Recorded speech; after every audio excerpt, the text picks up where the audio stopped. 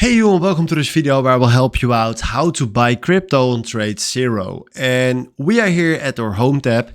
And if you go to trade and select right here 03, then he's opening right here our nice web trader. And if you search here at symbols, only we can find right here some stocks. And if you search for BTC, Bitcoin, you will only find right here some ETFs, maybe some funds.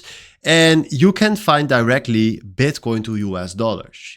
If we are going right here to trading view and we click on trade and we do right here a TradeZero icon, TradeZero, we select here demo and do connect, and then we fill in right here our account details and we do sign in.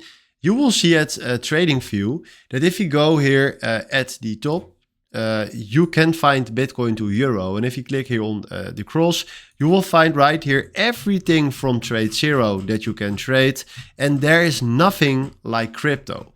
So if you select also right here crypto, you don't see any crypto. And I need to tell you right here that TradeZero is only for stocks. So stop searching for crypto. There is no crypto that you can trade. TradeZero has only permission to trade stocks.